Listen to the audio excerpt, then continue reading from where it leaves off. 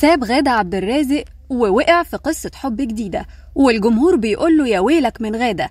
مين هي خطيبة هشام زنيتة الجديدة، وازاي قدرت تخطفه من غادة عبد الرازق؟ تعالوا نقول لكم الحكاية. السوشيال ميديا ملهاش سيرة غير خبر جواز طليق غادة عبد الرازق، والكل متفاجئ ومصدوم من اللي حصل.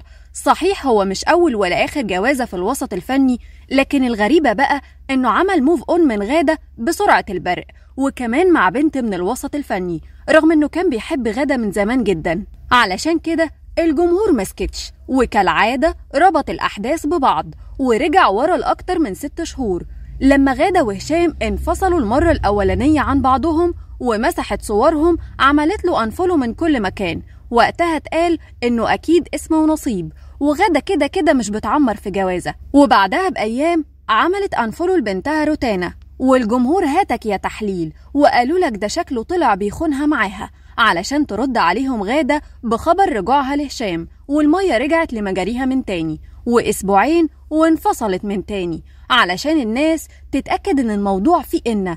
ومع إعلان خبر خطوبة هشام الكل بيقول إنه أكيد الانفصال بسبب إنه كان بيخونها وقتها مع البنت دي.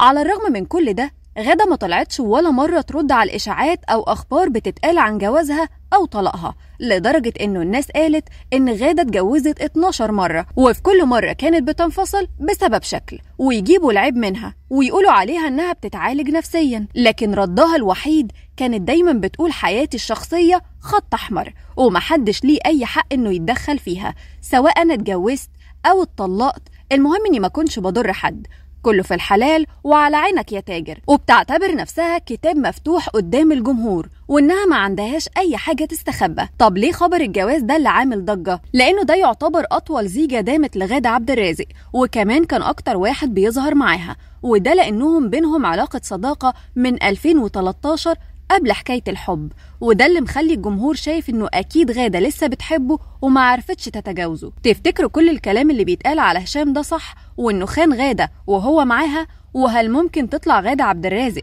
ترد على الكلام ده كله، ولا هتلتزم الصمت كالعادة؟ شاركونا الرأي.